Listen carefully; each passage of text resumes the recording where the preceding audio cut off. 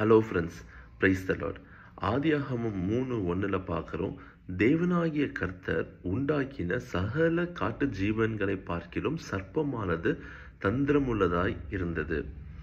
நம்ம பழைய ஏற்பாட்டில் உள்ள இயேசு கிறிஸ்துவ குறித்து நம்ம தியானித்துட்டு வரோம். ஸோ இதில் இப்போ நம்ம முதலாவது பிசாசானவன் எப்படி சோதிச்சான் அப்படிங்கிறது இந்த வசனத்தில் நம்ம பார்க்குறோம்.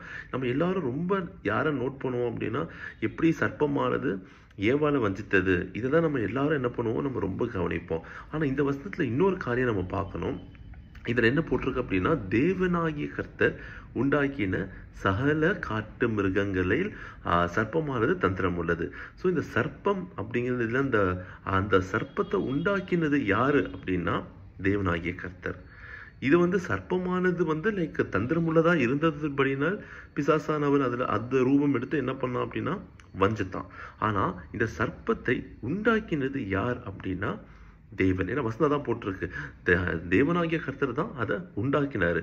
ஸோ தேவனாகிய கர்த்தர் உண்டாக்கின காரியத்திலும் அது வழி விலகி போகிறதுக்கு இல்லை அப்படின்னா அது தவறான பாதையில் செல்வதற்கும் வாய்ப்பு இருக்குது. ஏன்னா தள்ளப்பட்ட தூதனாகிய பிசாசானவனுமே தேவனால் உண்டாக்கப்பட்ட ஒருத்தன் தான். ஸோ அந்த தீர்மானத்தை கர்த்தர் என்ன பண்ணுறாரு, நம்ம கையில் தான் அவர் கொடுக்குறாரு. நம்ம புதிய ஏற்பாட்டில் இதே இதை எங்கே பார்க்கலாம்னா யோவான் 6:70 பார்க்குறோம். இயேசு கிறிஸ்துவர் சொல்லுவார், 12 பேர் உங்களை நான் தெரிந்து கொள்ளவில்லையா, ஆனாலும் அதில் ஒருத்தன் யார் அப்படின்னா பிசாசு. இந்த 12 பேரை இயேசு எப்படி தெரிந்து கொண்டாருன்னு நம்ம பார்த்தோம் அப்படின்னா, இயேசு இரவு முழுவதும் ஜெபம் பண்ணி இந்த 12 பேரை அவரை தெரிந்து கொண்டார். ஒரு ஃபுல் நைட் ப்ரே பண்ணி என்ன பண்ணுறாரு, இந்த 12 பேரை தெரிந்து கொள்றார். அப்படி ஒரு ஃபுல் நைட் அவரை காத்திருந்து செபிச்ச அந்த 12 பேர்லையும் ஒருத்தன் பிசாசானவன். அதாவது ஒருத்தன் பிசாசுக்கு தன்னை ஒப்பு கொடுத்துட்டான். பிசாசாக இருக்கிறான்னா பிசாசுக்கு தன்னை ஒப்பு கொடுத்துட்டான் அப்படின்னு அர்த்தம். பிசாசானவன் நம்ம வாழ்க்கையில் அவன் புகுறுவதற்கு 2 வகை உண்டு. முதல் என்ன அப்படின்னா 1 நாளாகமம் 21:1 நம்ம பார்க்குறோம். சாத்தான் இஸ்ரவேலுக்கு விரோதமாய் எழும்பி இஸ்ரவேலை தொகையிட தாவீதை ஏவி விட்டது. இதான் முதல் ஸ்டெப். முதலாவது என்ன பண்ண மாட்டான், பிசாசு நமக்குள்ள புகுற மாட்டான். முதல்ல என்ன பண்ணுவான்னா நம்மளை ஏவுவான், அதை செய்ய நம்மளை தூண்டுவான். அவன் வெளியே இருந்து என்ன பண்ணுவான், இதை பாரு, இப்படி பண்ணி பாரு, என்ன நடக்குதுன்னு பார்ப்போம். என்ன பண்ணுவான், நம்மளை ஏவுவான். அந்த எண்ணங்கள், அந்த சிந்தனைகள் என்ன பண்ணுவான், நமக்குள்ள ஆழமாக அவன் என்ன பண்ணுவான், தாக்கத்தை கொடுக்க பார்ப்பான். அவன் அதை என்ன பண்ணுவான், நீ செஞ்சிரு, அதை செய்யி, அந்த சிந்தனையை முதலாவது அவன் கொடுப்பான். அதான் அதோட முதல் ஸ்டெப். ரெண்டாவது லூக்கா 22:3 பார்க்குறோம். அப்போ ரெண்டாவது என்ன அப்படின்னா பிசாசானவன் யூதாசுக்குள் புகுந்தான் அப்படின்னு பார்க்குறோம். ரெண்டாவது என்னன்னா நமக்குள்ள அவன் என்ன பண்ணிடுவான், புகுந்துருவான். எப்போ அவன் இந்த சத்தத்தை கேட்கிற அந்த ஸ்டேஜ் நம்ம தாண்டுறோமோ, எப்போ அவன் ஏவி விடுற ஸ்டேஜை நம்ம தாண்டுறோமோ, அதை நம்ம எப்போ அவனுக்கு ஓகே அவன் ஏவி விடுறான் ஆனாலும் பரவாயில்ல அப்படின்னு சொல்லி நம்ம அதுக்குள்ளே போகணும்னு நினச்சோம் அப்படின்னா ரெண்டாவது என்ன பண்ணிடுவான், அவன் நமக்குள்ளே புகுந்துருவான். சரி, நல்லா பாருங்கள். ஆதியாகமம் 1:24-25 பார்க்குறோம். காட்டு மிருகங்களை உண்டாக்கினது கர்த்தர். அது அந்த வசனம் போட்டிருக்கு, இது நல்லது என்று அவர் கண்டார். கர்த்தர் உண்டாக்கும் போது எல்லாமே நல்லதாக தான் இருந்துச்சு. கர்த்தர் உண்டாக்கும் போது சர்ப்பம் என்பது ஒரு கெட்ட மிருகமோ அப்படி கிடையாது. அவர் உண்டாக்க போகும்போது நல்லதாக தான் இருந்துச்சு. ஆனால் என்னன்னா அந்த தீர்மானம், அதாவது நம் வாழ்க்கையில என்ன நம்ம செய்ய போகிறோம், அந்த தீர்மானத்தை கர்த்தர் என்ன பண்றாரு, நம் கையில தான் கொடுக்கிறாரு. எது நல்லது எது கெட்டதுன்னு அவர் சொல்லி கொடுப்பாரு. ஆவியானவர் நம்மளை நடத்துவாங்க. ஆனா அதை நம்ம செய்யலையா அப்படிங்கிறது நம் கையில மட்டும்தான் இருக்கு. அது நம்முடைய கையில அந்த சுயாதீனத்தை கர்த்தர் நம்மகிட்ட தான் கொடுத்துருக்கிறாரு. நம்ம சொல்ல முடியாது, ஐயோ நான் என்ன பண்ணிட்டேன், ஏன்னா யாராவது கர்த்தர் எனக்கு தடுத்து நிறுத்தியிருந்தா ஒருவேளை நான் அதை செய்யாமல் இருந்திருப்பேனே.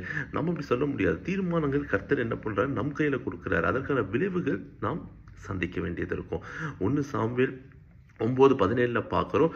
கர்த்தராகிய இயேசு கிறிஸ்து கர்த்தர் தான் என்ன பண்றாரு அப்படின்னா சவுலை ராஜாவா தெரிந்து கொள்றாரு. என் ஜனத்தை ஆளுவான் என்று என்ன பண்றாரு, சவுலை கர்த்தர் தெரிந்து கொள்றாரு. ஆனா அதே இது 1 சாமுவேல் 16:14 பார்க்குறோம்.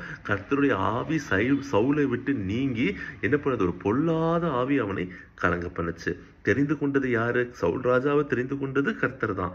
ஆனா அவன் வழிமாறின போது, அவன் தவறு செய்த போது என்ன ஆச்சு அப்படின்னா கர்த்தரோட ஆவி அவனை விட்டு விலகி அசுத்த ஆவியினால் அவன் என்ன பண்றான்னா கலங்கப்படுறான். அதாவது அவன் அசுத்த ஆவியினால் என்ன பண்றான், பிடிக்கப்படுறான். ஸோ நம்ம வாழ்க்கையில நம்ம கர்த்தருடைய ஆவியானவரோடு நம்ம ஆரம்பிச்சாலும் நம்ம உண்டாக்கும் போது கர்த்தர் நம்மளை நன்காக தான் உண்டாக்குறாரு. நம்ம ரட்சிக்கப்படும் போது கர்த்தர் நம்மளை ஒவ்வொரு முறையும் புதுமைப்படுத்துறாரு. ஆனால் அதற்கு பின்பதாய் நம்ம நடக்கிற வாழ்க்கை, நாம் எடுக்கிற தீர்மானங்கள் நம்முடைய கருத்தில் தான் இருக்குது. அதனால தான் மத்தேயு 4:1 போட்டிருக்கு, இயேசு கிறிஸ்துவானவரே ஞானஸ்தானம் எடுத்து அபிஷேகம் பெற்ற உடனே முதல் என்ன நடந்துச்சு அப்படின்னா, பிசாசானவர்கள் என்ன பண்ணுறார், வனாந்தரத்துக்கு கொண்டு போகிறார். எதுக்கு அப்படின்னா, அவனை இயேசுவை சோதிப்பதற்காக. ஸோ இயேசு கிறிஸ்துவானவருக்குமே இந்த சோதனை இருந்துச்சு, நமக்கு மட்டும் இது கிடையாது. இயேசு கிறிஸ்துவானவரும் இதே சோதனையை தான் கடந்து வந்தார். அவர் நம்ம ரட்சிக்கப்பட்டு அபிஷேகம் பண்ணப்பட்டதுக்கு அப்புறம் நம்மளோட சோதனை பெருகும். எப்போவுமே நம்ம ரட்சிக்கப்படுவதற்கு முன்பதாக நமக்கு அது பெருசாக இருக்காது. ஆனால் நம்ம ரட்சிக்கப்பட்டதுக்கு அப்புறம் கண்டிப்பாக என்ன பண்ணோம் அப்படின்னா, நமக்குள்ள சோதனை பெருகும். ஏன்னா அப்போ கர்த்தர் நம்ம கூட இருக்கும்போது பிசாசாலும் எப்படியாவது நம்மளை தள்ள அவன் என்ன பண்ணுவான்னா முயற்சி செய்வான். அதனால் நமக்கு ஒரு தைரியம் உண்டு.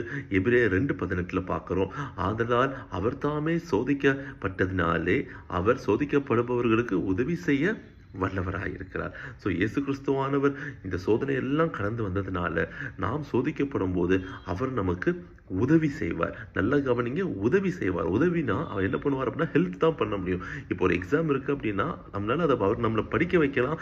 அவர் என்ன பண்ணலாம், லைக் நமக்கு இந்த கிருபையை தரலாம். ஆனால் எக்ஸாம் எழுத போகிறது யார் அப்படின்னா நம்ம மட்டும்தான். அவர் நமக்காக எழுத மாட்டார். அந்த சோதனையை யார் ஃபேஸ் பண்ண போறா, அந்த காரியங்களை யார் ஃபேஸ் பண்ண போறாங்கிறது நாம் தான். ஸோ அதனால் நம்ம என்ன பண்ணணும் அப்படின்னா, நம்ம ஆயத்தமாக இருக்கணும். ஏன்னா நம்ம வாழ்க்கையில் சோதனைகள் வரும்போது நாம் ஒருவேளை ஆயத்தம் இல்லாமல் இருந்தோம் அப்படின்னா, நம்ம கர்த்தர்ட்ட முதலே இந்த எபிரேயர் 2:18 படி செபித்து நம்ம ஆயத்தம் ஆயிடணும்.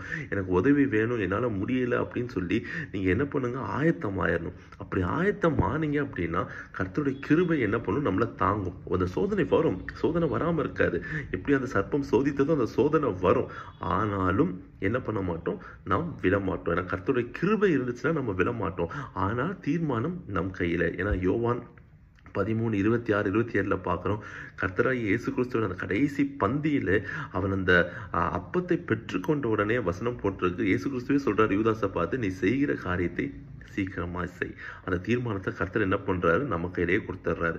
நல்லதோ தப்போ அது கர்த்தர் நல்லது எது தப்பு எதுன்னு சொல்லி யூதாஸுக்கு சொல்லி கொடுத்த முயற்சி செய்தார். இதுமாரி லைக் அவர் நிறைய உண்மைகளில் யூதாஸை சொன்னார், செய்ய போகிறது தப்பு, இதன் விளைவுகள் மோசமாக இருக்கும்.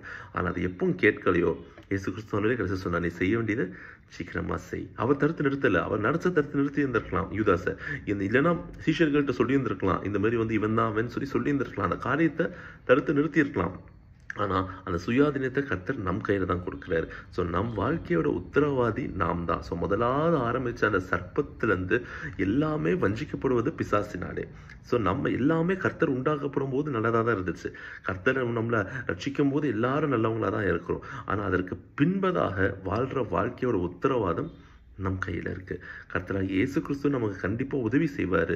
ஆனால் அதை எப்படி நம்ம அதை பயன்படுத்தி கொள்ள போகிறோம் என்பது நம் கையிலே இருக்குது. ஸோ நம்ம கர்த்தர்ட்ட என்ன பண்ணுவோம், அந்த கிருபைக்காக செபித்து நம் வாழ்க்கையில் எடுக்கிற தீர்மானங்களை நம்ம என்ன பண்ணணும், ரொம்ப ஜாக்கிரதையாக இருக்கணும். God bless you.